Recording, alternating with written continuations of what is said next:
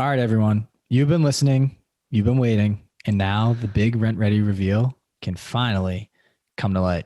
Rent Ready just launched rental property accounting for all landlords. Now you can easily connect your rental properties from Rent Ready to an accounting software created specifically for landlords with Rent Ready's newest partner, REI Hub.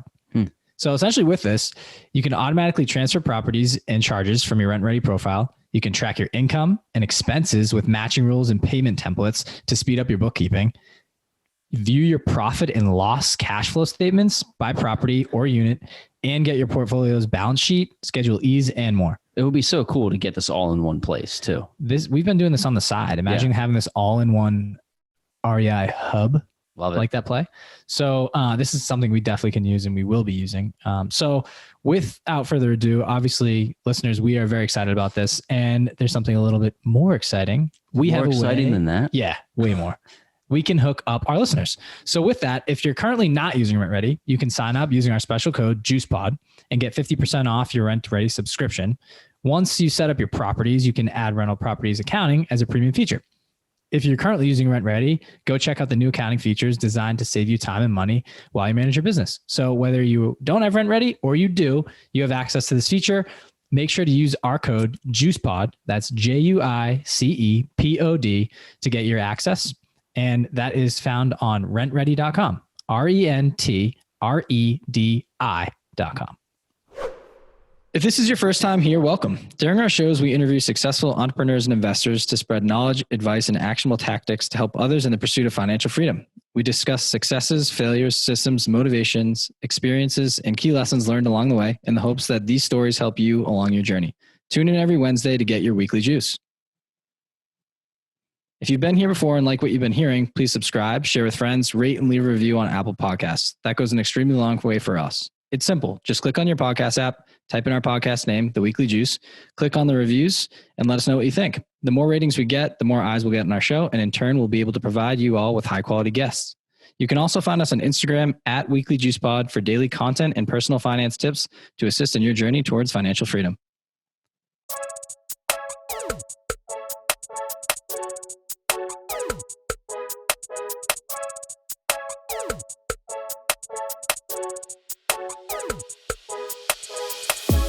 Welcome back to the Weekly Juice. As always, Corey and Ryan here with another episode for you. Today we had on a special guest that invests in Hawaii. He's actually one of the biggest house flippers out in Hawaii, has a portfolio of about 45 units. His name's Indar Lange. And we had a blast talking with him. We talked about short-term rentals, flips. He does like low-end and high-end flips. He made $500,000 in one flip, which is an insane number.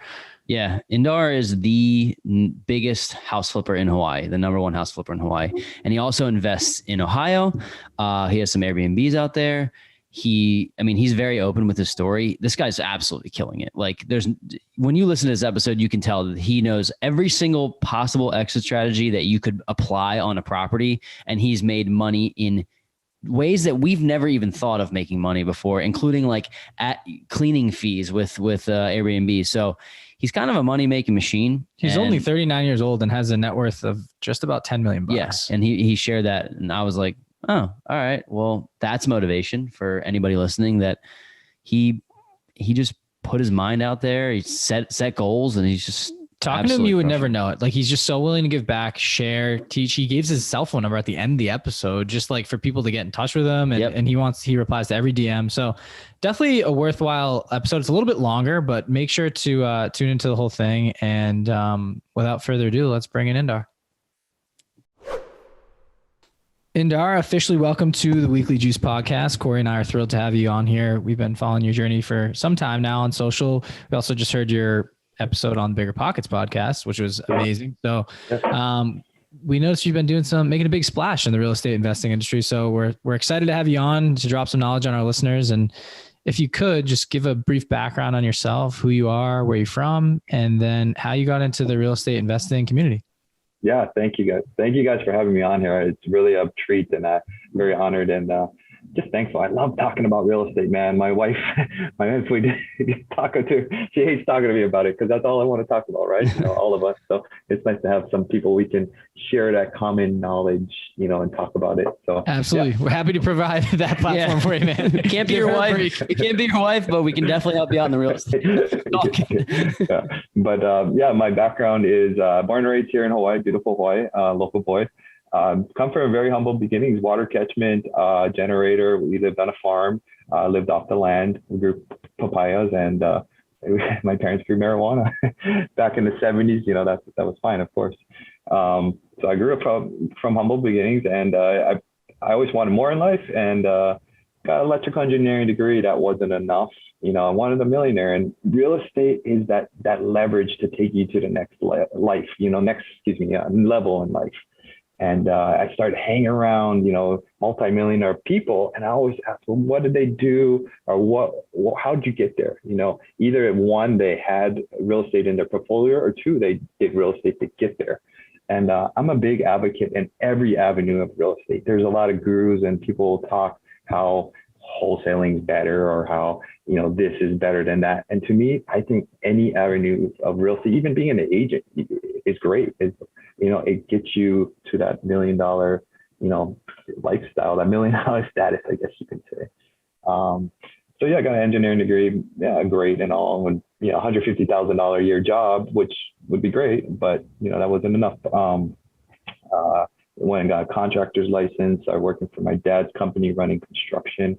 And as that kind of grew, I was running my dad's, started to get into flipping. Wife drugged me to one of those programs, those seminars, and always believer in learning and growing and keep educating myself. So we signed up for a seminar, and it was great.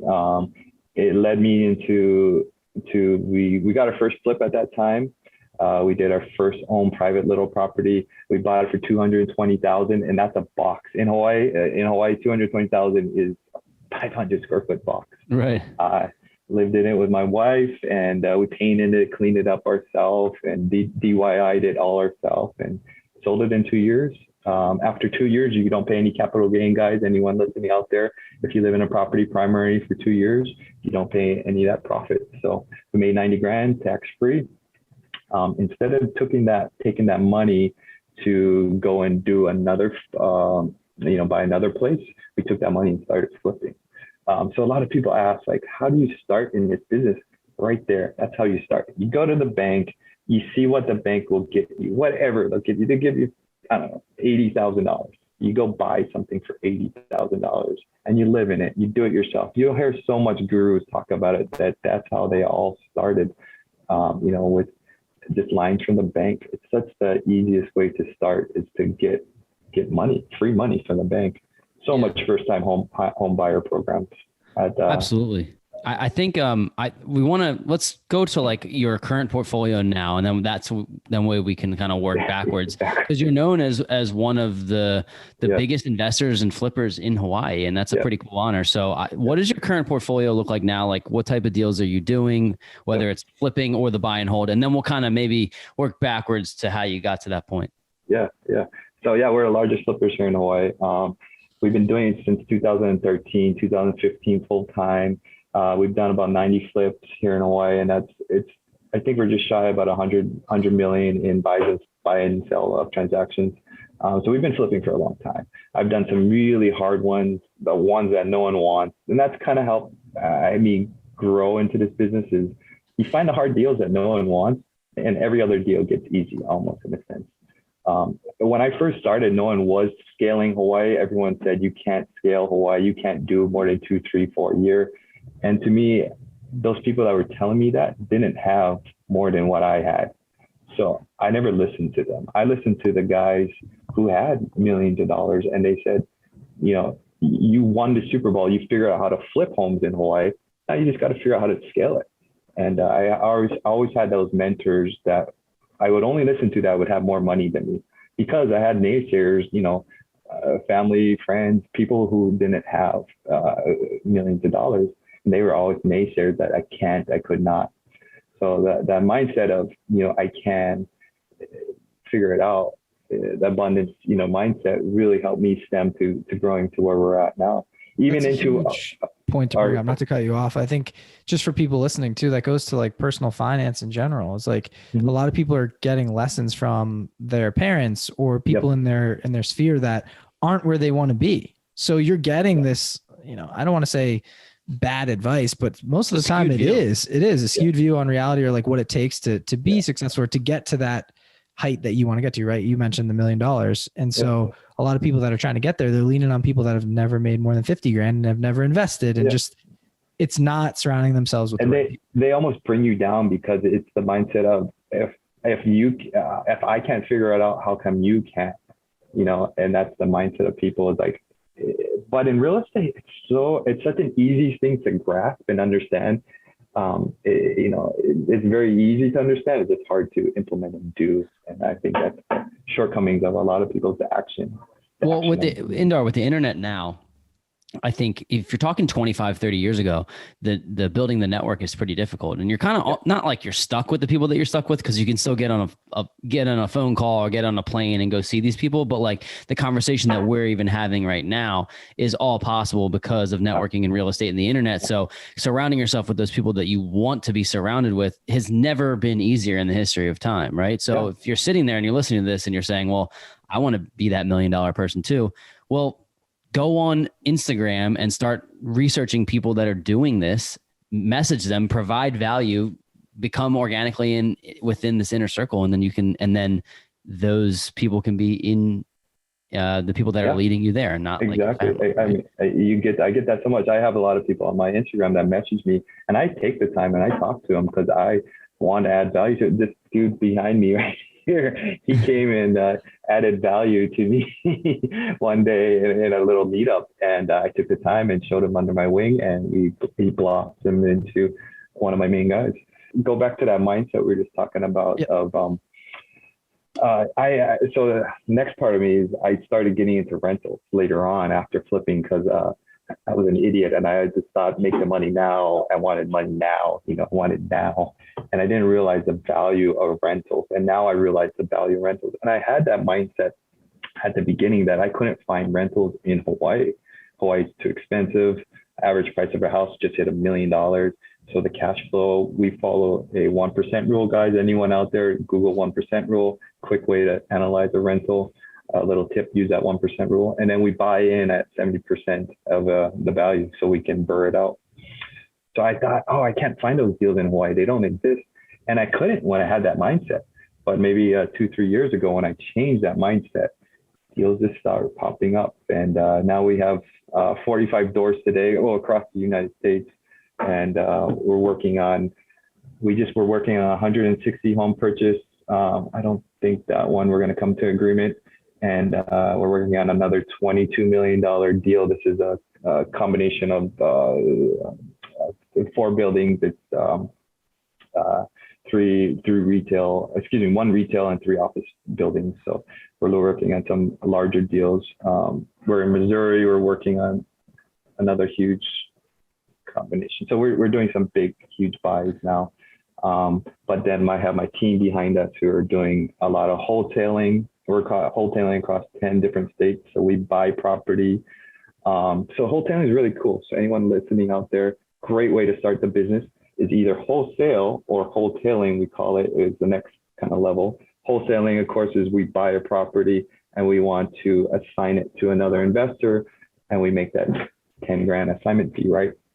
The hard part about that is when you sell it to another investor, you need to have meat on the bone. That investor needs to make sure it's a flip. It's ultimately a flip. He's got to be comfortable with it. When you wholesale it, now you can buy it and you can put it onto the MLS and you can sell that for more, not potentially the ARV, but a little bit below, and you can make a lot more. The hard part of it is, yes, you do got to buy it.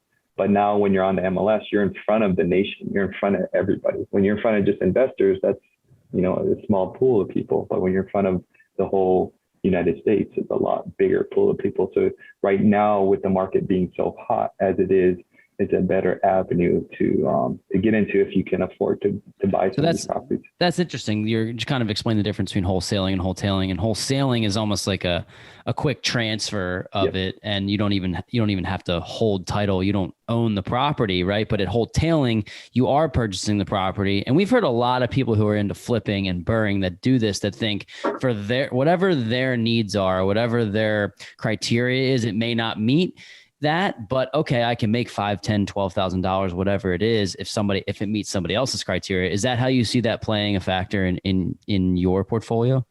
Yeah, so it comes the volatility of the money drops into. So when you wholesale, there's no risk in there. There's no money movement. So the risk is super low. Wholetailing, now you're using money to buy it. Is that money going to be worthwhile? So we wholetail more of the fattier properties. We just got something in Texas, 275. We're selling it at 600. So the gap in there is huge compared to just wholesaling it. It's a lot less. So the volatility of money, you start thinking about money. How am I going to generate this money to make more money? That's what we do in this business of flipping, of even rentals and so forth. How are we going to generate money to make more money? Really cool.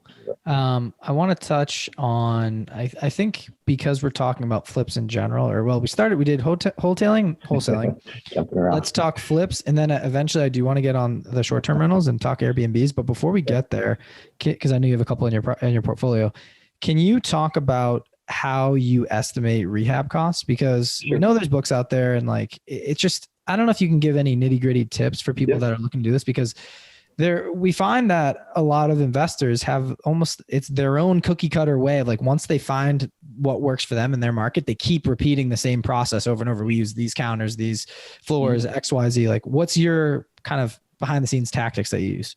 Well, let me first qualify myself with the flipping side. So we've done some mega flips. We just bought 2 different deals. 2.6, we just bought yesterday, two days ago. I don't know what we bought it. 2 days ago, our rehab budget, $790,000, and we're going to sell that thing at 4.5, pre-sell it 4.5 to 5 million. So we do these mega high-end flips. I've done some huge flips with these astronomical rehab budgets. Are crazy.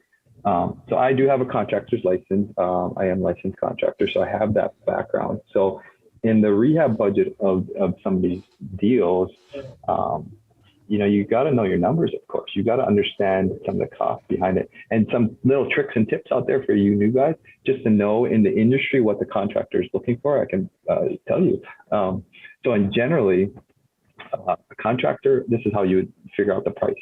A contractor is going to pay his guys, I don't know, a good guy, $250 a day. Day rates is common in the construction industry. So let's say it's his good guys at $250 a day. Generally, a 3-man crew can handle pretty much any house. It can handle almost any job. So you figure out a 3-man crew at $250 a day. Ask them how long is it going to take, or you figure out yourself how long is it going to take. I don't know, 8 weeks to do the job. You do that quick math, 8 weeks. 3 guys at whatever, that's $750 a day, right? Yeah, $750 a day. Ryan Panetta, he uses $1,000 a day for some of his costs.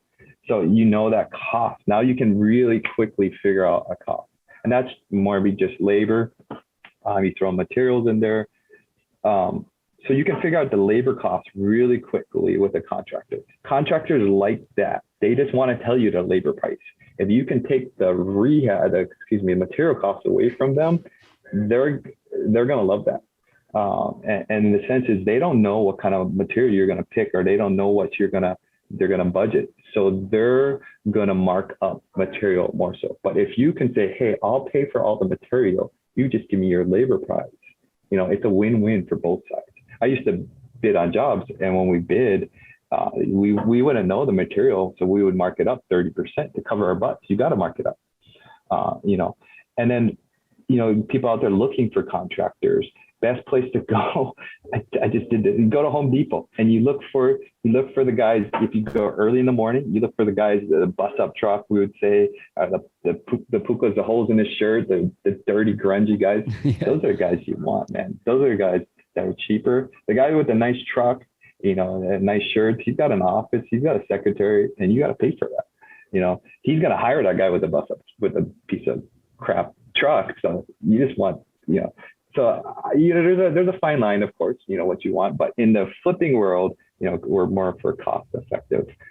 So that is generally more cost effective to us. You just got to be on top of it at the very end of the job for making sure that little things are done right and so forth. So that's a great place. And go to Home Depot and just put up a sign. Just did this on Maui. I needed a flip over there. I went to Home Depot. I put up a sign, contractors needed. I put it on the stop sign on the way out. Man, my phone blew up real fast. And yeah, it's hilarious. That was like one of the best like actionable tips that we've gotten on the podcast, because it works for not just flipping, but for BRRRRs and any renovations that you're looking to do. If you can come in with any sense of how much something's going to cost, any kind of grasp on it, you're already going to be ahead of the game, and it can prevent you from getting ripped off too. So I think that's a really valid point. So I think maybe let's jump into some of the Airbnbs here, or did you have something else? Real quick before we move on from the flips, I want to just talk about this because there's a huge difference between. I know you've done very high end flips and then like low, middle of the pack end flips. Can you just talk about? I know you ran over the numbers really quick, but let's talk about maybe your most profitable flip on the high end space in Hawaii, and like why you think the high end space gives so much more room, like a bigger gap to potentially make money, as opposed to like just ripping through the middle of the pack. Yeah. So we do low end stuff too. Of course, we do $100,000, $200,000 stuff, but they're not fun to talk about. They're not fun to brag about. So we do talk about them, and then we do analyze some deals across the nation too, and the rehab budgets. When you guys come up with a rehab budget, whatever deal you guys are doing, that's your budget. So you set the tone. So say I have a rehab budget of 30 grand, and that contractor comes and tells me, 60 grand. Well, thank you. See you later. You're setting the tone. You need it for 30 grand. So you just find the next guy until you find the next guy. They're a dime a dozen, honestly. You just got to keep on asking, calling. And honestly, if you spend the time to interview guys and get them there, you'll find that guy. That interviewing a guy, it really helps a lot, because now you're understanding terminology. He might give you good ideas. You might catch something that he likes, and I'll implement that. Maybe I won't use them. I've done this. I'll tear down that wall. It's a great idea, but I'm going to have my other guys do it. Or just a lingo. Hearing the lingo a lot of times will help you just sound the part and understand it more. So it's really important. But so profit wise, I've done some mega crazy. My best flip to date is a $520,000 profit, which is pretty nice. All right, we got to dive pretty into nice. it. Yeah, that's pretty $500,000. nice. Yeah. Amazing. We got to talk about it. So, do you have some of the numbers that you could share with us, and just to give people an idea of? Obviously, you're in a high end space, but like the influx of cash that this business can bring in for you. Let's say you're not into flipping homes. Like Ryan, I wouldn't say that we are, but if you can flip a couple here, a couple there, just to bring in cash just one to buy rentals, right? I mean, or to invest, you can win, right? So if you could dive in, that'd be awesome. Yeah. So, flipping houses, and I really want everyone to flip just one house a year. And I really want to help people. And actually, so you got anybody out there, just ask me questions. I love helping people, but one flip a year can change somebody's life. I mean, our KPIs actually is about 80,000 in profit per flip. So that's somebody's salary a year. That's a pretty decent salary per year. I mean, think about someone right out of school, right? School's right for some. When I say school, college is right for some people. It's not right for everybody. But to get an $80,000 job right out of school, you would be very happy. You'd be happy. Yeah. And you could spend a whole year at this business and find one flip in a year. Like if you really put your time into this and find one flip, you could. And one meaty one like that.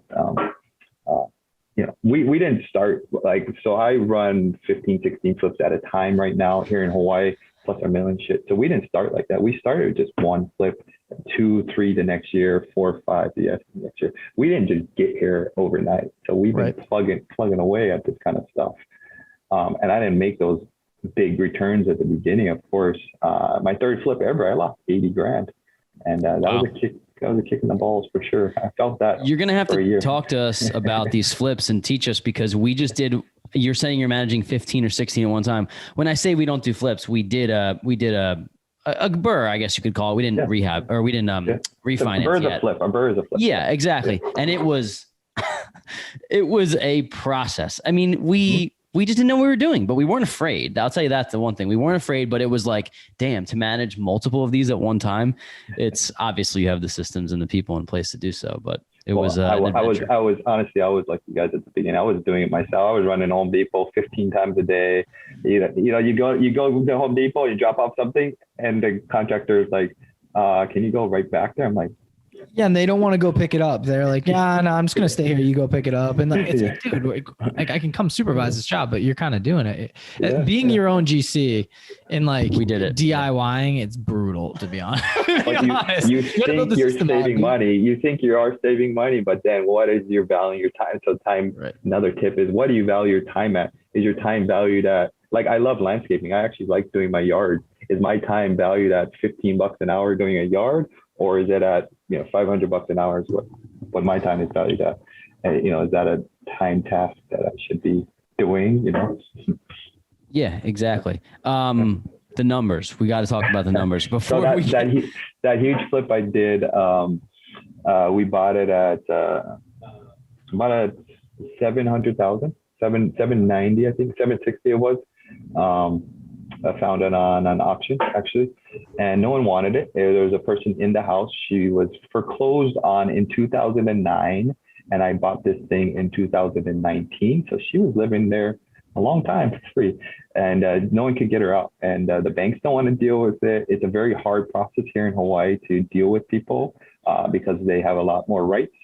And so it was a very hard process, but I was able to just figure it out. And I started the process before I was buying the house. So when I was in escrow to buy it, then I started talking to her later and let her know who I was, who I was coming about, offering her cash, offering her help. Like, I always offer assistance to everybody. I try to come with a mindset to help people, even if it's going to cost me.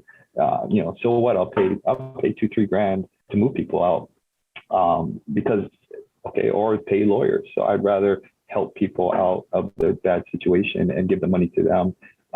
We've had deals where I moved people out and the cops were going to do it, but I still just paid for the moving truck, gave them some cash and helped them out. Because in the reality of the thing, that's not going to hurt my deal. $2,000 is going to hurt my deal. It's not a deal. Right. Exactly. So, I figured it out with her. I worked it out with her. Her daughters actually helped with it. She was a little off in the mindset, I guess you can say. Sure. But obviously. We bought that house and we came on budget, which is great. And we initially thought our ARV was going to be 1.3. We were going to sell it on this market. And this came on the market right when this market started taking off. And we already had a low inventory in Hawaii. And we were going to make, I think we were going to make 250 on it initially, we thought. And we came on the market and it just soared. And we had a bidding war. We went up to 1.6. We sold it at, and it was great. We made 500,000. Was great. So it was actually a really easy project. Honestly, I wasn't involved at the project. I think I went there 5 times. I had a project manager running it. So that's a great. First of all, it's a really great story and kudos to you because you've built a system that has allowed you to only be there a couple of times and still make the type of profit. So that's great. I want to dive into something real quick about the market and kind of maybe since you see it, I know that Hawaii might be a little bit different or it may not be, but what we're seeing right now is just incredible soaring in prices. One of the things I have to ask you is like, do you think it's going to continue? And if people are thinking about selling their property that they've had for 3 years and built $200,000 worth of equity in, like, what do you tell those people? I'm just curious what you're seeing out there that maybe some advice. This is my opinion on what I think about the market. Because I kind of have the educational background of, I don't know, I like math, but it all comes down to supply and demand. Whatever we do, like we have this cell phone, it's whatever, $200 to build, but I paid $1,300 for a brand new iPhone. Like, it's supply and demand. We need this. I need this. And housing is no different. In Hawaii, we already had shortage of low inventory of Hawaii. So the only way to better that is to have more demand, to have more homes, to build more homes. And that's the only way to offset this nationwide problem. And you'll see across the nation, I'm friends with some huge builders here in Hawaii who do 1,000 homes build. They're not building. these guys in Hawaii, they're not building because they don't know where the market's going to be in a 5-year plan. So they're not taking on that risk to build any houses. The price of materials are still up and high, so that it's costly for them to build. So you don't see across the nation too many large scale building. Yeah, so what, I do 1-2 houses a year, that doesn't affect the market. But these 1,000 home builds is what really affects the market. And so to me, interest rates can go up, whatever can happen, but people will forgo that stuff if the supply is not there. So that, 100 people looking for that one home, even if interest rates go up, they still will dwindle down to the supply. And it's supply. So what you're saying is, Indar, is that you don't think that this is stopping anytime soon, is what I think we're fine for 3 years. Maybe a level out here, but sure, definitely no drop. I mean, it's interesting that there's so many investors that we talk to that are all kind of on a similar page with it. I mean, that's because it seems to be simple economics at this point, where it's like, this is what we're seeing. Doesn't mean that there can't be another black swan event. Obviously with COVID, like anything can happen, right? If we get hit with an asteroid, then it doesn't really matter what happens, but if things trend the way they are, it's a good time to buy real estate. And it's I picked it up when COVID first started in March. I had 4 houses in escrow to buy, and they're super hard to buy. All hard money shut down. All banks were shut down. Everything was shut down. So I recognized that right away, that it was really hard to buy a house. That means no one else was buying houses. Right. And I was able, because I was a Class A buyer, that I still was able to find from lenders. And I was just buying up everything I could at the beginning. And that's what's one of those $500,000 flips that I made, because I knew that it was going to be hard. No one else was buying houses. So I would have a product when no one else would have products later on. And we did we did a killer year last year. It sounds like it. Sounds like based off that one. I mean, that's one. Even if you only did that one, that's a killer year for us. At least. Oh my God. Let's transition over here to Airbnb, and I know you're out of state with these too. I think you might have mentioned Ohio. Ohio, yep. So can you talk about why you picked Ohio as a market, and then also just give us like the ins and outs of Airbnb, like what your thoughts are on that as an investment strategy as a whole, right? And like how you would offset it if you want to, hedge against potentially the things that have gone on in Hawaii and shutting it down. So. I mean, that's a really good question, because so much people want to get into it and they hear some great numbers in it. And it first started off a passion to us to just want to get doors and rentals, and then start realizing what Airbnb numbers produce. It's crazy. So we still analyze, and I was talking to you guys earlier, we analyze Airbnb still as a single family rental. So we will get on there and make sure they, again, follow that 1% rule. Again, people out there, 1% rule is if you buy $100,000 house, that house needs to make $1,000 a rent. If you have HOA fees and stuff like that, you need to minus that from that. But we make sure that all in value, rehab and everything, it can produce that 1%. So we make sure it's that. And then we will get on, we use AirDNA, great website, anyone out there, AirDNA, and that will analyze your Airbnb for you. It'll tell you what your average nightly rent should be, as well as, and I have no affiliation with that program, sorry. Actually, a lot of lenders now use that same program to analyze the valuation of an Airbnb. So it'll tell you add your average vacancies, and then the average nightly rent. So you can figure out what this Airbnb or this property should produce if I choose to Airbnb it. And with that said, with Airbnb, it's such a weird industry that we don't know what's going to happen with it. So here in Hawaii, hotel industry is huge, and they lobbied against Airbnbs in general across the state, and they were able to shut it down. And now it's really hard, a lot of hoops to jump through just to get them. They're only allowed 1,500 in the out of resort zoning areas. So they really shut down a lot of people, including my mom. My mom, for example, people who were depending on this extra side income, this extra side cost of living to live in Hawaii, or these rentals that would not work as a 1% rule, but they are working as a 1% rule because Airbnb was just getting them by. And when you get shut down and trying to go into that rental pool, you're screwed. So we recognize that here in Hawaii and make sure that that can happen. If any of our Airbnbs, or we didn't want to Airbnb it anymore, we can fall back into a rental pool and still make enough money to make money.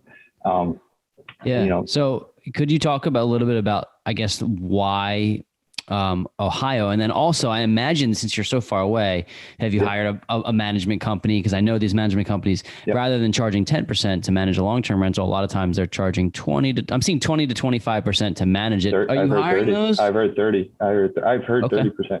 No, we self-manage. We self-manage all our Airbnbs.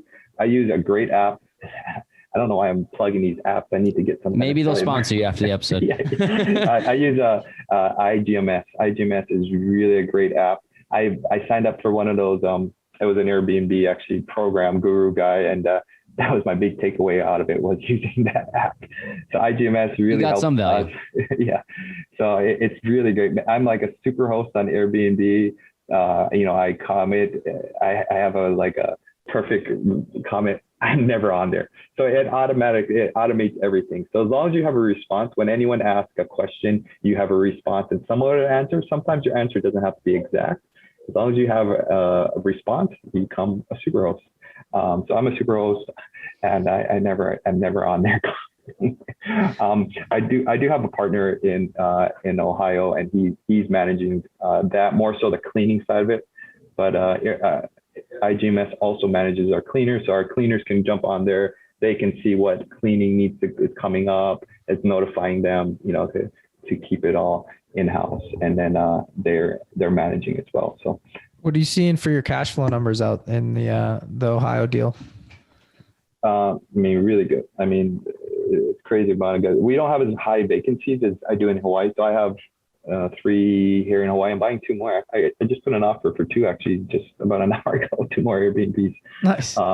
But yeah, in Hawaii we have higher vacancies. Vacancies are like 90%. We're like 90 to 100% full over here all the time. So one of them is illegal technically, but I'm taking the risk because you might as well. So much. Yeah, it's a huge fine. So I know the hacks around it is don't put outside pictures, descriptions and so forth. And I don't think we have anyone listening who's in the government in Hawaii. Hopefully not. So whatever. Okay. So don't put it on Airbnb. Use some of the other sites. So something like that. So IGMS is great for that because they will list on all the other sites. We say Airbnb, but there is like 20 other sites to use. In Europe, they use a lot of these other sites. There's HomeAway, there's Experian, VRBO, Booking.com, Hotels.com.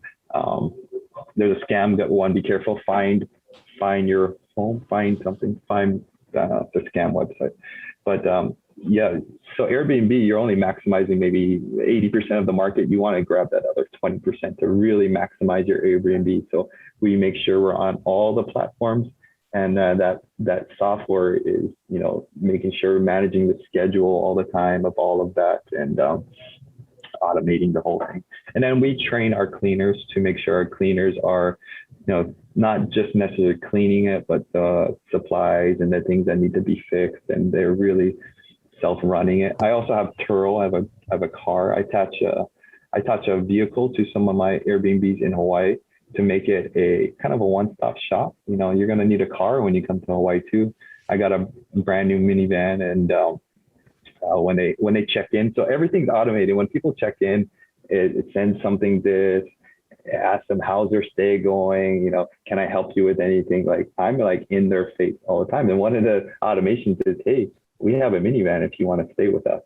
So that's massive, by the way. Yeah, that's genius move. Like I told you prior to recording, I went there for my honeymoon, and we were like, well, how the hell do we get around? And I'm like, well, let's just get a Jeep. If we stayed at, we stayed at a hotel, or like a resort, but if we stayed at Airbnb, to have the minivan on site, that's huge. And also I don't know if this is just specifically to your Airbnbs, but like we've heard a lot of people use Turo and make a decent chunk of change. They buy a car and it pays for itself and some.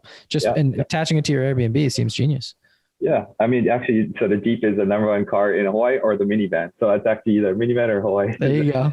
And to me, if I bought a Jeep, people would kind of break that, they're ram the hell out of it. So the minivan, I also offset it when I have friends and family. I want to come over. Here you go. You guys have I know it's not cool, but the minivan can put a bunch of people gets the job done, man. You can go to the beach and throw all your crap in there and stuff. You're not caring what you're looking like at that point. You're just like, it's for the experience. Just take me to the beach. But one of the questions I have, Indar, is I think a lot of people may be thinking this. Well, when they go and they buy, for me, you're right. We do say Airbnb. For the short-term rentals, I'm thinking if it wasn't shut down in Hawaii, like Hawaii is a great place, right? Like there's a great places of travel destinations like Orlando or the Smoky Mountains or Arizona. But like when I think of there are great places to visit in Ohio, but I'm curious that like what it was about there that you thought Airbnb would be better than long-term rentals? Like why? What's the attraction, or am I estimating the power of just short-term rentals in general? Well, actually, kind of just relationships and the scheme of I wanted actually more rentals in Ohio. Everybody and their mothers in Ohio right now, flipping, wholesaling. I mean, I get cold calls 4 or 5 of them in the morning. People wanting to buy my Airbnb houses. So everybody and their mothers in Ohio. And I just found a relationship with a partner over there who just happened to be there. And he knew the market well. And I was at the time wanting to venture out across the states more. And he kind of, gave me that security, obviously, of knowing the market well, which now led me to do more in other states. Actually, the better states are Tennessee, Arizona. I have really, really great Airbnb, some in Washington and Oregon, and up there they have some really, really great Airbnb. But, it's really a lot easier in your market, I would say. Obviously, it's easier to see, touch, feel, and go to that house and have it. It's harder to do that sometimes out of state unless you have somebody boots on the ground, of course. That's what I was going to say. Not even only with cleaning, but like even just setting it up, right? Like making it an attractive property to be a vacation spot, right? Or somewhere like staging it almost. Or exactly. Yeah, exactly. Yeah, staging it and like, making the kitchen look nice, make the bathrooms, like just the pictures you gotta on the wall. Buy all that stuff from IKEA and put it all together and all that kind of stuff. Yeah. I'm lucky you have someone out there. I don't think you mentioned it. Can you give us, even if it's ballpark, what are you looking at in terms of cash flow for the short-term rentals out in Ohio? And then if they don't go with it, what are you expecting for cash flow if they're a long-term rental, right? If you flip them back over from short-term to long-term? Yeah, I mean, they're all great 1% rules, and generally most of ours are 100 to 200,000. So they all will produce 1,000 to 2,000 of rent off the bat, and we're seeing 3,000 to 4,000 gross. Excuse me. So our net is varies from maybe $1,000 a door, 1,000 to 2,000, depending. It's seasonal too. So, in Ohio, like January, February, March, we're getting into the slower times of the year. But again, that website, AirDNA, give us just an average. So we analyze it with an average. I just use the average for the year. Vacancies are normally 50% up there. And normally it's $60 to $100 a night. Little tricks for Airbnb too, you guys out there, do the one-nighter. A one-nighter is great instead of 2 nights because we make money off our cleaning fee on all our Airbnb. So cleaners in general are $50 to $75 an hour. We even had $40 an hour cleaner. And we charge $150. I charge $200 at that some other one. So, having basically get an extra night and cut it in half. I like that. Yeah. You make extra on the cleaning. So that you times that by 30 days in a month, you're making that much more off of that property, It's unbelievable how many ways and just how many different facets, like there are to make money in real estate. Like you just mentioned something that was just like, I would have never even thought of, just a little nuance that happens in real estate and short-term rentals specifically. I mean, it's definitely something that we're looking at next in terms of, we don't know necessarily where, but we have developed relationships with some people who live kind of sporadically throughout the country and just trying to figure out what the best route to go is for short term. If it's legal in your city, do it, and by any airports, colleges, and of course the city inside the cities, of course, and do it in the sense that you can always fall back into a rental. And then the cool thing is actually you can rent that thing out more because you're furnished, right? You had to furnish your Airbnb, so you can actually rent it out more. So we actually had one like that, or two of them actually like that we fell back into a rental pool because it wasn't doing as good as we thought and so forth. So, but then we rented out furnished and got more from it. And, you know, it's a catch-22. Then, you know, with a rental, you don't have to worry as much. There's less involvement, of course. So. Yeah, totally. Before we wind down the show, I kind of want to get into just like how you're finding these deals, and then how do you decide what the outcome should be of the deal? Like, how do you decide your exit strategy? Are you typically always looking for flips, and then once you've come across something, then you say, oh, okay, this actually works better as X? Is that, or and then also like physically, how are you finding them? Is it mailers? Is it cold calls? Is it just relationships, right? Yeah, well, so I noticed in the mainland, there's a lot of people who specialize at one thing. Like they're specializes in short sale, or they specialize in cold calling, marketing, or whatever it may be. For us, we found we had to be great at everything, because I would get deals from everywhere. So we do cold calling, we do MLS, we do everything. And sometimes I'm focusing on mail marketing campaigns, and all of a sudden a deal will come from online auctions or PPC. Like sometimes like the deals come from where I wasn't looking or where I wasn't focused. So as long as I have my fingers kind of out there, even hanging abandoned signs up there, you know, I would find deals from, and it's almost seasonal. I think now that I've been doing it for years, is that something may work now, but later on something else works better. So I would say not to be specialized in one thing, but to do more. PCC is great, online auction. The MLS, man, my KPIs right now, 67% of my deals come from the MLS. I get deals from the MLS. We do stupid things like here in Hawaii, I just did one where an agent sent me a list of 30 different off the market expired listings. I did a quick little Excel sheet, you know, I did formulas basically that made my offer prices. We used $50 a square foot for rehab costs. And then we just made our offers really quick. He went and called all the deals. And off of that, hour work, I got 4 of them locked up. 2 of them, I mean, this is not even looking at nothing, not just looking at numbers. 4 of them locked up, and I kept 2 of them. And we made, 100 off of one, and I think 50 off the other. So that hour of work, so trying different things like that with the MLS.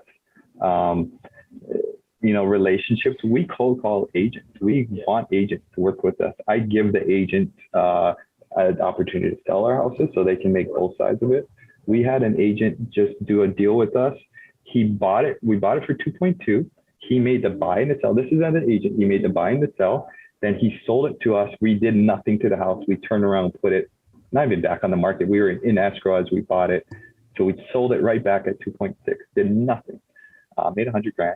And then that agent made the buy and the sell on the sale. So he made more than us. This is just the knowledge of the game. Like that's what this is. Like just you understanding how many different ways there are to make money. And then also, I bet if you were to tell people in 2021 that you can buy properties on the MLS, a lot of people are going to look at you like, no, you can't. Like it's, there's nothing there. Like I can't figure it out. And it's like, well, if you've been doing this game long enough, you've created enough relationships, you take enough strategies into account. Like you may forget that the basic one's actually still working. It's just, you have to know what to do with it. So I love it. I think that's great. But I got some ninja tips for you guys. I want to leave everybody with a couple things. As I just talked about, no offers equals no deals. For us, 21 offers equals 1 deal. So I'm not writing offers to get a deal. I'm writing offers to get to 21 because I know once I get to 21, I'll get a deal. So no offers. We get stuck out there a lot of times analyzing deals, and we don't write the offer. A lot of new people, you spend the time analyzing that deal and you're way off. Who cares? Throw that offer out. I've gotten deals 6 months, a year later from an agent calling me back up. Is your offer still good? Yeah, it is. It's still good. Actually, that Airbnb that I'm putting an offer in today. They verbally accepted it. We offered that 3 months ago, and the seller wanted more, and 3 months later, you can't sell it. So yeah, they'll accept the offer now. So you don't make, sometimes you're making offers to get to do. Here's another good trick for higher end flips or bigger flips. If you guys are doing some bigger, nicer stuff, hire a home inspection report. Get a home inspection. When you sell a house, you get a home inspector. The home inspector is going to come through that house, and he's going to give you that 100-page documented crack and everything broken. He's climbing up the attic with his suit, and he's got his heat gun. I don't do all that kind of stuff when I walk a project. So I do a home inspection. I give that to my contractor. Here's your punch list. Make sure you cover all of these things before I give you your last payment, and that will save you a ton of money, especially when you sell a higher end house, because they're going to want a credit. And I just nip every credit they possibly could find in their butt. So that $500 thing will save me hundreds of dollars. So they're coming, you're saying instead of letting the buyer do their inspection, you're doing one prior to, and then you're saying all these things that you think you're going to catch, I already caught them. I caught it all. And maybe you miss some little things here and there, but it's nothing that's going to hurt you in a sense. And it didn't, it doesn't affect you. It just makes the contractor have to do all the work. Right. So I do. That's really important. Here's a big one for every deal you guys are closing. Any flip, give them a credit. So when I have a flip, I have a holding cost. I have hard money. I have investors. I need more investors. Anyone wants to invest out there? I'm raising $1 million. But we have a huge holding cost, and that holding cost is $500 a day sometimes.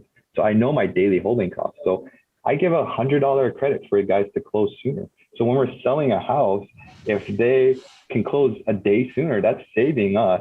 Even though we're crediting $100, if I have a $500 day, that's $400 saving right there.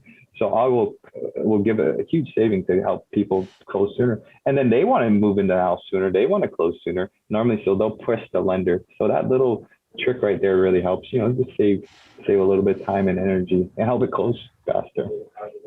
Those are some good tips. Yeah. Thank you. Thank you very much. I think those are useful for anybody. I got a list more. Yeah. Go ahead. Give us a couple more. We're going to wind down the show here, but I want to hear what you got. Okay. I'll try and roll through fast. Front load your rehab. So when you guys give a rehab budget to your lender, you're going to front load it. You're going to put your highly cost items up front more. That way, when you're getting draws, you're able to get that money sooner. This is more of a high level thing. When you're getting your draws from your lenders, it's normally you're not getting your money till the end of the project. If you want to try and get your money sooner in the project, this is going to help you when you're scaling at 3, 4, 5, 15 flips at a time. We really will help you do that. What's your time worth again? We talked about earlier, what's your time worth? Don't, value your time. Is it running to Home Depot every day, or is it paying that guy to run to Home Depot and you to find deals? So value your time. Your time value is really important. And everything I do through this day, have people drive for me so I can do work, things like that, people to get coffee, whatever it may be. What's your time? Finding money, being a professional money finder. Go out there, talk to people what you do, tell people what you do, always looking for forms of money. If you guys want places to get money, personal lines of credit, go to your small banks, get a small line of credit of $20,000. Just have it sitting there. Doesn't mean you're getting paid for it until you use it. And the trick is maybe it'll give you $50,000, you only get $25,000. Those banker dudes, they want to lend that out, and they'll tell you what to fill out. So I get that small line of credit with numerous different banks. Get the credit card game going. I have 150,000 in credit cards that I can use.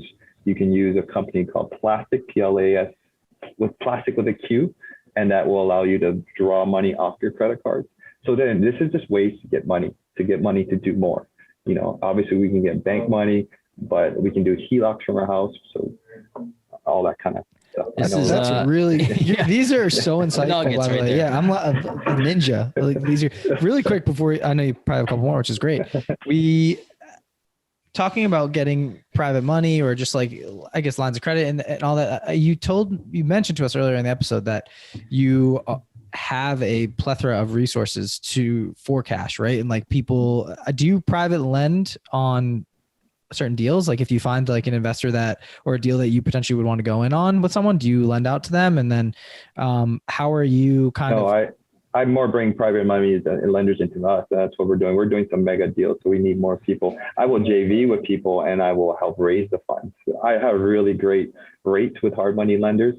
I do such big stuff. I have great rates with hard money lenders, and then we're constantly looking for more investors. So I'm pretty good at finding money, but always trying to do more. We're trying to buy this $22 million deal right now. I have to raise $1 million real quick. So you're going to essentially syndicate that, correct? Or no?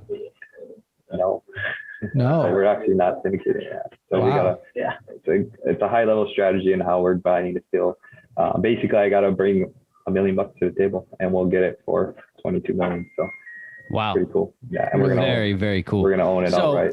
My next question, yeah. My next question was actually going to be like, what are your future goals with your business? And it sounds like you just kind of mentioned one right there. What do you see in the next 3 to 5 years, maybe even beyond that, with you and your business? Yeah, I mean, the bigger thing, as you get into these bigger deals, it's actually a whole new world, and it's more interesting in the volatility of money. Now you can get these bigger deals and you can do more. I have if I want a $22 million complex, now the banks will talk to you. Now you can take lines against that. So with volatility of money, you can actually exponentially grow a lot faster into bigger and bigger stuff. So I noticed that it's like a snowball effect. And as you do these and grow, it just keeps on getting them. I don't have any big deals yet. We've been, I shouldn't say mega deals like these kinds. So we've been looking at them and trying to get them. It's just a matter of time until we get these $30 million deals that we are looking at. So it's a snowball effect, just like flipping. You kind of start and flipping and you kind of snowball effect. So it's a snowball effect now into this new venture, I guess. It comes with time. You're not going to do that right on the first rip, right? It comes with you're seasoned. You've done tons of flips. You have 45 units. You've been in the game. I think you said 2013 you started, something like that. So that's a long time, almost 10 years. So I don't know. I started younger. So all those young guys out there, you could go buy something. You got your boy behind you. Yeah. No, it's good. You're paving the way and giving back. I love it. These guys are going to be set. I'm 39 now, so I wish I started when I was in 20s. And all right. Well, you just gave me motivation because I just turned 30. He's going to be 31 this month. The next 10 years, man, we're going to try to get to your level. So that's no, man, cool. There's no level. There's abundance for all of us. I think there's enough for all of us to be successful in this world. And I think we can all succeed. And I actually really, really believe and feel that. I really want everyone to succeed. And I really, even on my Instagram, shameless plug, Indar Hawaii, I help people, and because I want people to succeed. And I think there's enough for all of us. And cool. I don't have that scarcity.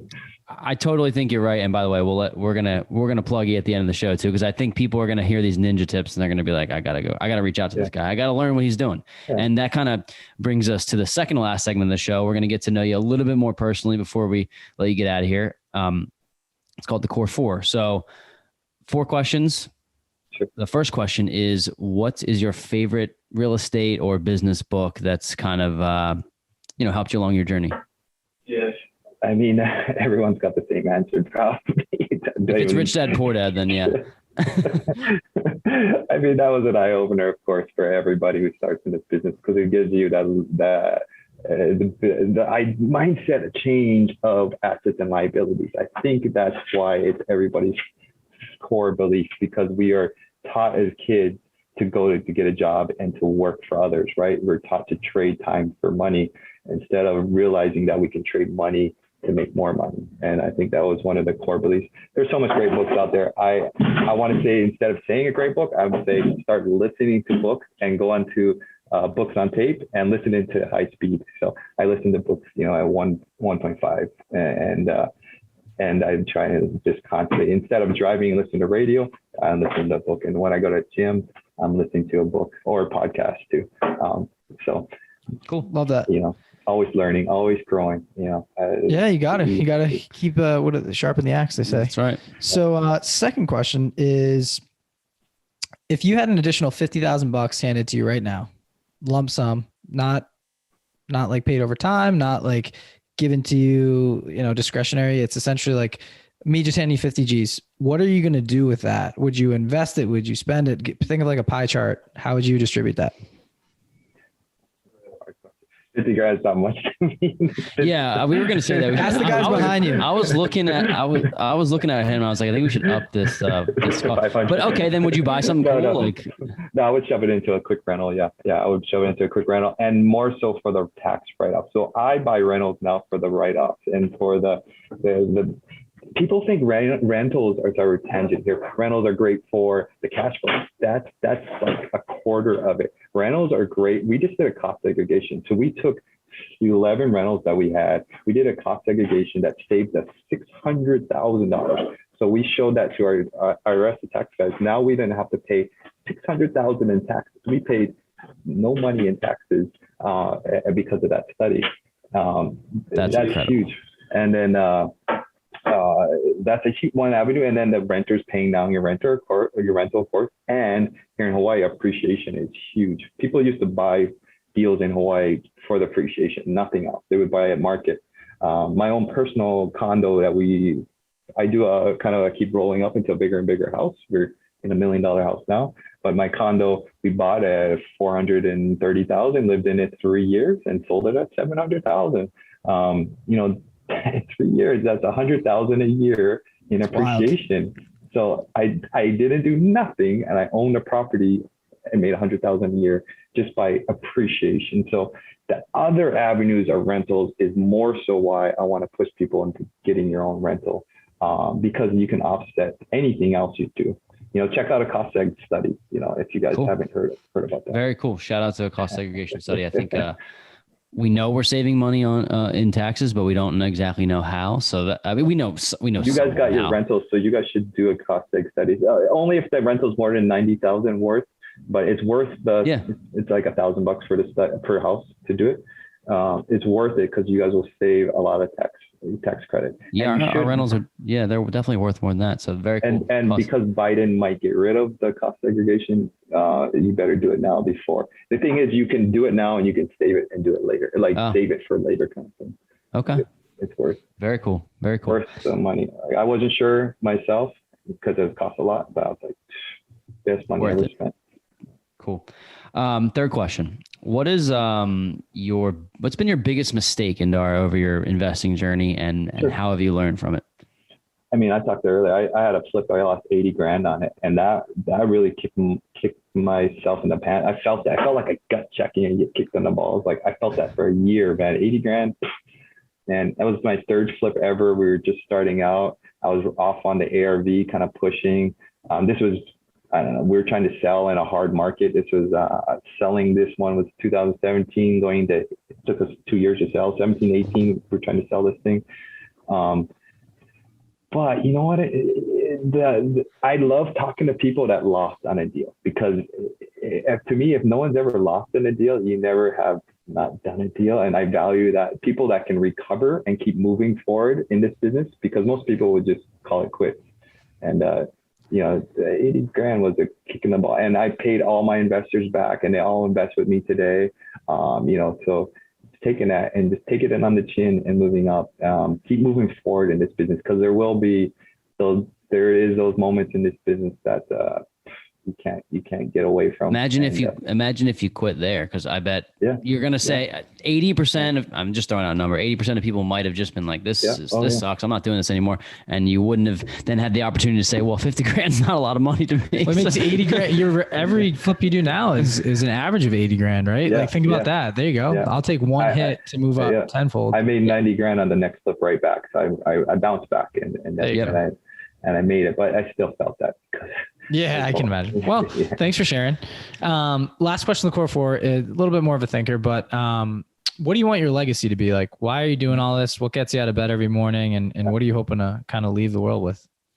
I mean, I have 2 kids now, and it's really what's for them, creating a net worth for them. It's not about cash flow for me anymore. I mean, how much you make a year anymore. It's about having the cash flow and a net worth, a passive income that I can leave to them. I'm proud to say I almost got a 10 million net worth, which is awesome. It's amazing. Bragged about, but it's cool to say, because now I can pass that along to my son. I'm creating something for them, and it's a pro and a con. Like, do you want to leave it all to your kids? Do you not? But at least we have that option, So legacy build is this is all about legacy at this point, because what is enough is enough.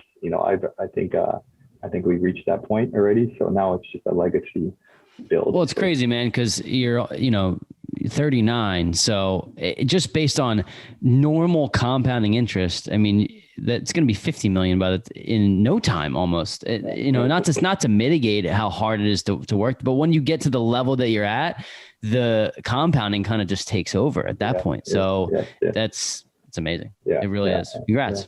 Hopefully, it's all about once you guys. I don't know if you guys have kids yet, but no, not yet. Kids, and it really changes your why. I didn't have that why before. Before it was to get the Ferrari, and I still want the Ferrari. I haven't got that yet, but before the why was just to make money and to be successful, and it's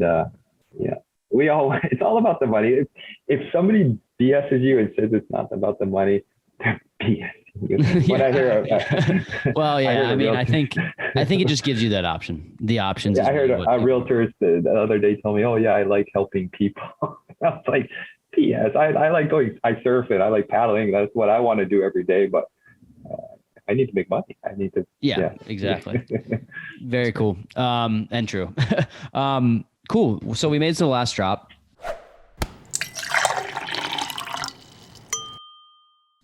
And this, you mentioned you were 39. So let's say you go back to, 19, 20-year-olds yourself. What advice would you give your younger self if you had this chance to go speak to, 20-year-old Indar? Just buy anything, whatever the bank will give you, buy anything, even if it's at market, just to own it now. I think the biggest thing of how to learn in this business is not about reading books. It's not about doing, it's about doing.